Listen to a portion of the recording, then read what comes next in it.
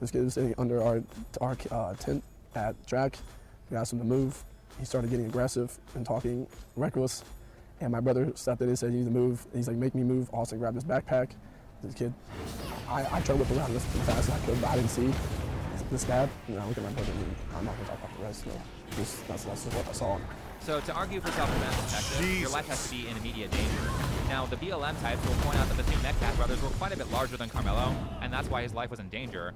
However, this happened in broad daylight, and a ton of people were around. Did they think that they were gonna kill this fucking guy for being underneath their tent? What? And the Metcalf brothers showed no intent of using heavy or lethal force. There was never a punch being thrown. So I don't care. There was never a phone broken. We've never had contact with this individual, ever. Not only that, but let's bring up that statute again.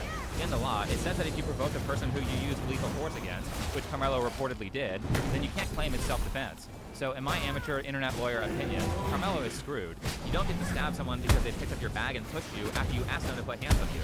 I mean, if someone got stabbed every time a kid was pushed when I was in school, then at least half the student population wouldn't have lived to see graduation. I would have killed so many people if you were allowed to do this.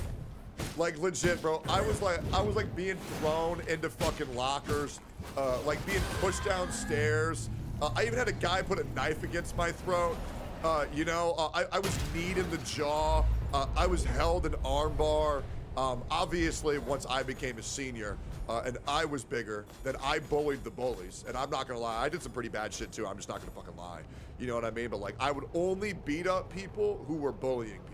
That's it, right? Like, I remember there was this kid, this fucking small little fucking Mexican kid, and he was harassing a fucking girl. He was being weird. He was trying to take photos of like their ass, and fucking school. So I fucking take this kid. I'm like a fucking senior. He's like a 10th grader, 11th grader, but he was real short. I just threw this kid into a fucking trash can and I sat on him for like half an hour, and I just played Pokemon. Yeah, I just fuck up it. You know what I'm saying? Who cares? I remember there was this other kid. This kid was in like 9th grade when I was in 12th grade, and he kept on coming up to me. I'm not gonna say the word this time. He kept on coming up to me, pushing me, and calling me. Okay, he called me a fag. Right? He kept on calling me that shit. He kept on calling me shit. He kept on calling me that shit. And he would be faster than me. He would be faster. So whenever he would call me that shit, he would run away, and I couldn't catch up to him. But then I caught up to him. Yep. Then I caught up.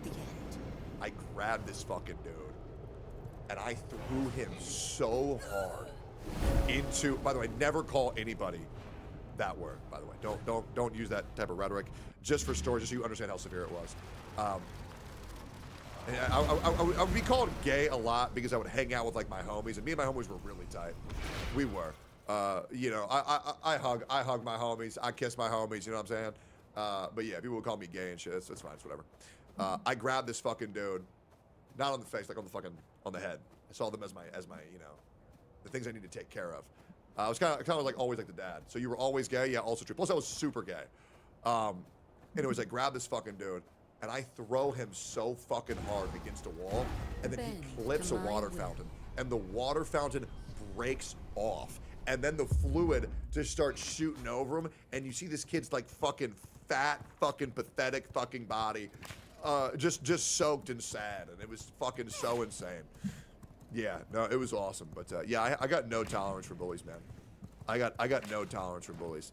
But I've always had a very, very, very strong push. I don't know why, but in case you guys don't know, like, I'm able to push things like 2,000 pounds and 2,000 times my size. Case in point, I'm able to push Shinya on the swing with relative ease, and this guy's 8,000 fucking pounds, right? So I've always been very strong with my almighty push that Pain taught me from Naruto. Doesn't make any sense. I mean, that's my, just because the kid was mad, my son is not here anymore. And I don't understand it. Right, that's what it sounds like. He was looking for a fight or looking to steal people's unprotected items like this commenter said. He ended up causing that fight and then used lethal force because he was mad. And now not only is this 17-year-old kid permanently scarred from having to watch his twin brother die while frantically trying to keep him alive, but Carmelo also emotionally scarred everyone close to Austin Metcalf. My other son is just crushed. And I feel for him now, and he'll never be the same. None of us will. Grief, we all go through it, but the thing about grief is you don't get over it. You just learn to live with it. Yeah, I don't think you ever really get over your son dying or your brother dying or your best friend dying. I've known plenty of people who've had those they were close to die, and they still aren't over it like a decade later or more. So understand why a lot of people are outraged that Carmelo's school still wants to allow him to graduate, despite the fact that even if he did get off with a self-defense charge, which he almost certainly won't, he still brought a weapon to school and started a fight, which is easy grounds for expulsion. Why should he get to graduate after breaking school rules when Austin Metcalf will never get to graduate?